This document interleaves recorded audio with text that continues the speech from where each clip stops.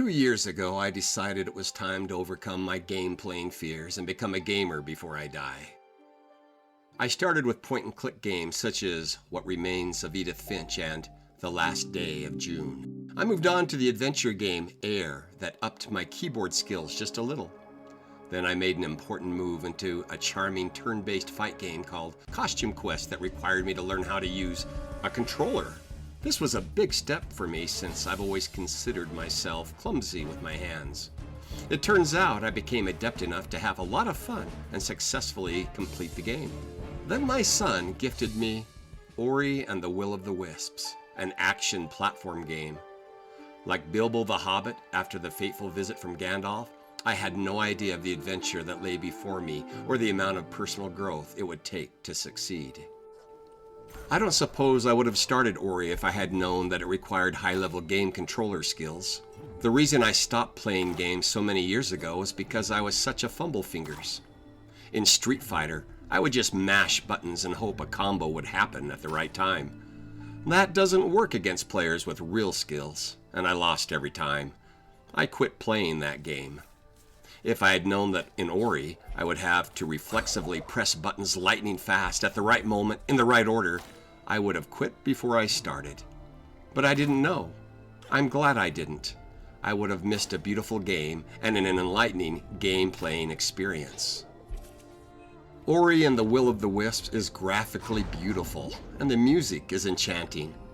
But neither the beautiful graphics nor music could have kept me in the game if I hadn't been able to get past that first boss. Something was different about Ori. The game designers seemed to understand the limits of a newbie grandpa game player like myself. My heart began pounding rapidly when Hal appeared out of the woods and attacked. I ran, hopped, and scrabbled over obstacles, trying desperately to stay ahead. Then I got the fire and fought back. Of course, I lost that first time, and the second time, and the third time. In all, I lost 13 times, and then the unexpected happened. I won. Talk about a confidence builder. Little did I know that the skills it took to beat Hal were trivial to the skills it would take to beat the beetle boss. During my initial losses to the boss, I remembered I had gained a skill before the beetle boss battle. Dash. I finally realized that dash was needed to defeat the beetle. This was an epiphany for me. The game developers were giving me the tools I needed for success. I just needed to not give up before learning how to apply these tools. This knowledge was reinforced again and again as I faced my frustrations with each new boss. Every time the same depressing thought occurred to me: I can't beat this boss. I had to remember that I had had what it took to complete other difficult boss fights that seemed hopeless at first, and somehow I would do it this time too.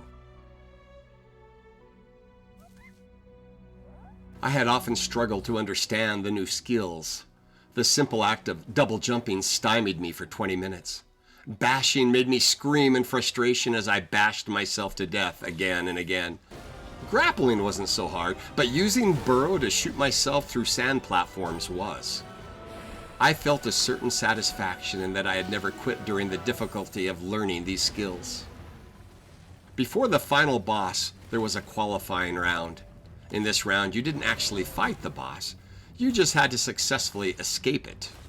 Once again, it seemed too much for me. In the beginning, I died a lot because I didn't know the route. Each death gave me a bigger picture, and I started recognizing the pattern of the obstacles.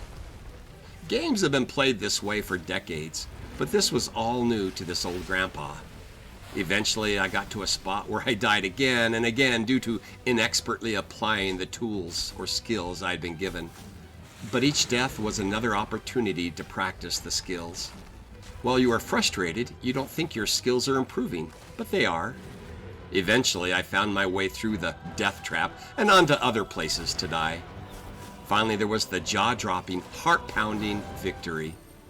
Sitting there with shaking hands and a sweaty forehead, I realized that this preliminary fight had forced me to use all the skills and tools I had learned so far. I was pressing buttons automatically and using twitch reflexes I never thought I could develop. I was a different player, a different person than I had been when I had first begun the game. Somewhere along my journey through Ori and the Will of the Wisps, I realized that this wasn't about the game. It was about me. This was deeply personal. The game was a test of my self-esteem, a test of my character. Was I still the quitter I had been back in the 1990s when my gaming days came to an end over a little frustration? In Ori and the Will of the Wisps, learning each new skill had been challenging. Each boss had been a test of my faith in me. I had not given up on myself yet, but now I was facing Screech. There would be no game victory, no personal victory, without getting through him. This fight was hard for me. It took 3 different faith-shaking sessions over the span of 3 days.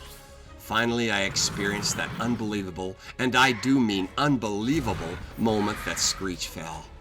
During the battles, I changed strategies several times. I launched, bashed, dashed, grappled, ducked, and died over and over again. As a feeling of dread hung over me, I thought, this time, I really don't have the reflex skills I need to win this battle.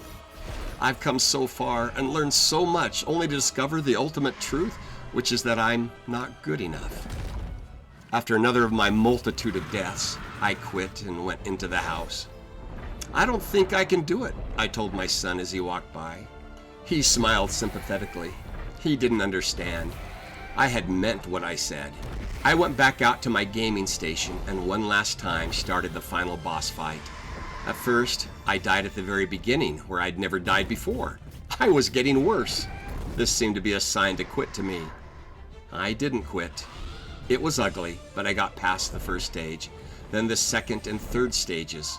Once again, I found myself in the final stage, bashing from meteor to meteor, which was simply a slow death for me. This is where I didn't seem to have the necessary skill to finish off Screech. Eventually, like always, I would drop into the toxic clouds that would suck the last of my pitiful life from me. But I was a different person now, unlike 30 years ago when I would just have quit. This time, I would keep trying. During my struggle, I paused to go watch a YouTube video of the boss fight to reassure myself that Screech really could be defeated. I found a video from a fellow who had the audacity to record himself defeating the final boss while taking, quote, no damage. That was so far beyond me that I just rolled my eyes. Inadvertently, he gave me an idea. I started bashing my way through the meteors again. I switched my weapon to the light spear where I could attack Screech from a distance. I got a hit, then another. I had enough energy for one more spear, but I was falling. Death was a second away. My heart stopped as I launched the spear. I held my breath as I watched the spear soar upward. To my amazement, it found Screech, and the dying cutscene began. I had done it. As I sat in the post-game silence of my home office, I realized there was no audience, no press, no one to cheer. It didn't matter. This was personal. I didn't need an audience. I had watched myself not quit. I had watched myself get up again and again. I had watched myself suffer and continue on. I understood that this hadn't simply been about winning a computer game. In an odd way, playing this game had been a metaphor for my life. The game hadn't been about Ori and the Will of the Wisps as much as it had been about me. It had been about me not quitting after an unsuccessful year of looking for a job after being laid off from a company where I had worked for 15 years. It had been about me not quitting when I was grocery shopping for my family of 10 when I had only $22.13 in my bank account. This was about me not quitting when I had suffered a long and debilitating bout of depression. It had been about me not quitting 100 different times during my life when I thought there was no way to go on. Ori and the Will of the Wisps may be just a computer game to some, but to me, at 60 years old, it is a personal celebration of those many defeats that led to the important successes in my life. Ori will always have a special place in my heart.